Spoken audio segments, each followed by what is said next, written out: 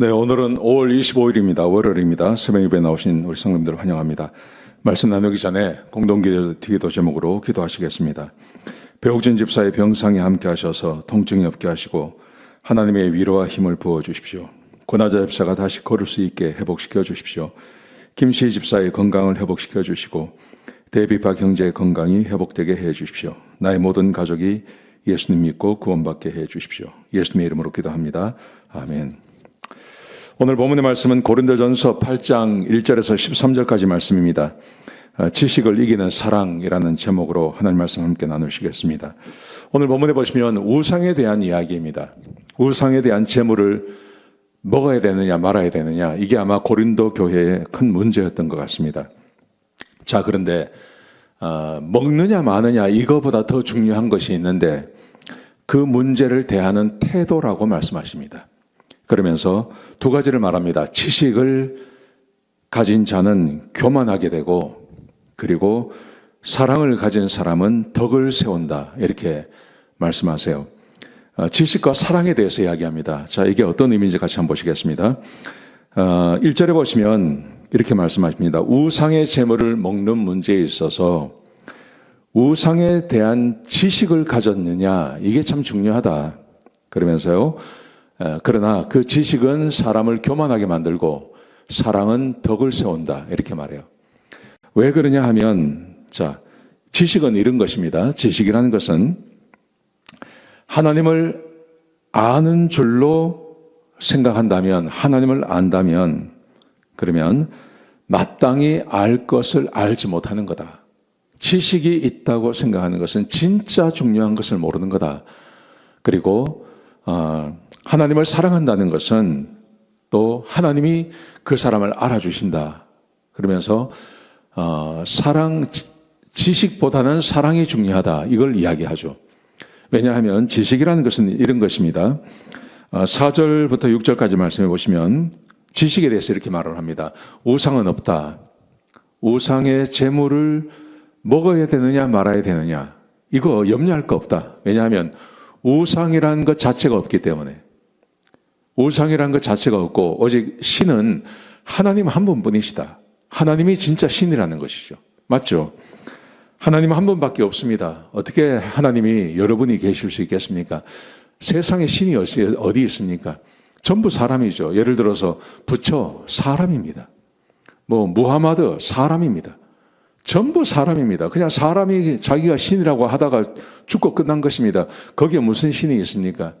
거기에 알라에게 아무리 제사를 드린다고 한들 거기에 그 제사를 받을 신이 거기에 없습니다. 아무리 지식 정성으로 드린다 하더라도 거기에 어떤 신도 존재하지 않습니다. 하나님은 하나님 한 분밖에 없습니다. 그러므로 우상에게 드려진 제물을 먹느냐 마느냐 상관없다는 겁니다. 먹어도 되고 안 먹어도 되고 거기는 신이 없기 때문에 아무런 상관이 없다는 거죠.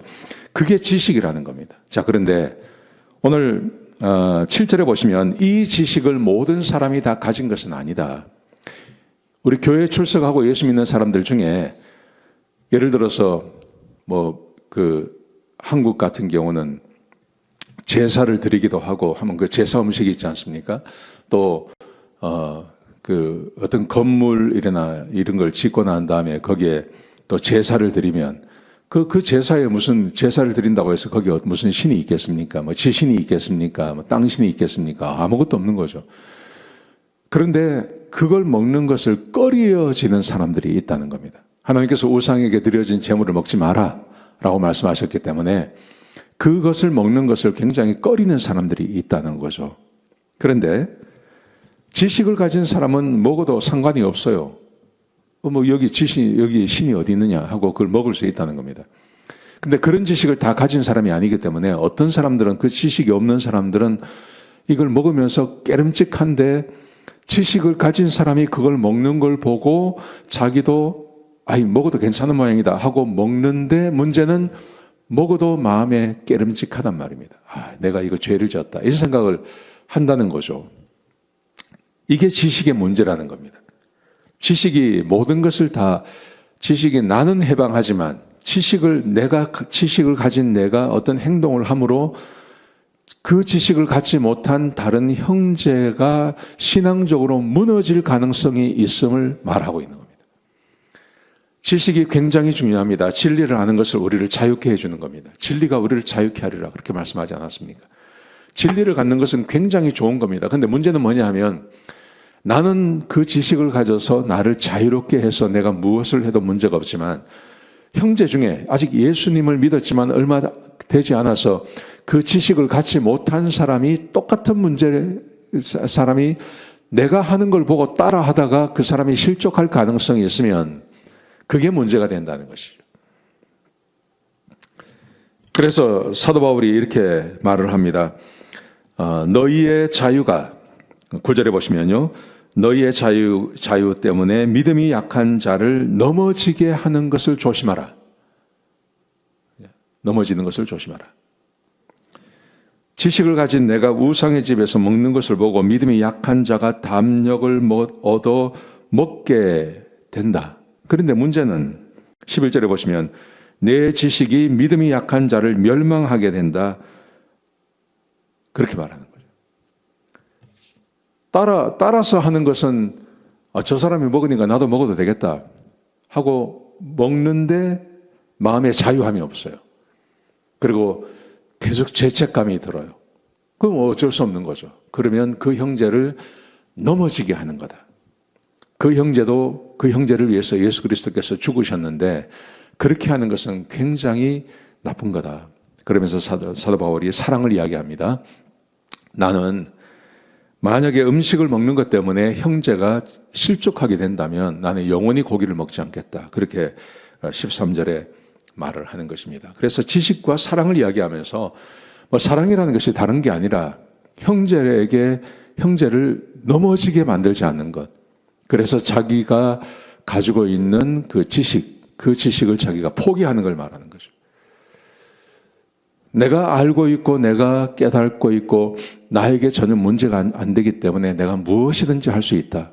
그건 자유죠, 자유. 근데 이 자유도 제한을 받습니다. 그게 바로 사랑으로 제한을 받게 되는 걸 말하는 거죠. 이 고린도서 이 문제를 갈라디아서에서 똑같이 말하고 있는 겁니다. 그리스도 안에서 자유함을 누리는 것, 그 자유를 이야기하지만 사도 바울이 내가 이 자유를 누리지만 나는 형제를 위해서 영원한 종이 되겠다. 사도 바울의 그 갈라디아서의 그 중요한 고백이 그거죠. 여러분 그래서 지식을 이기는 사랑이라는 말이 그겁니다. 내가 자유하고 내가 무엇든지 할 수 있고 나는 믿음이 있기 때문에 이렇게 해도 저렇게 해도 상관이 없다. 그게 다가 아니라는 겁니다.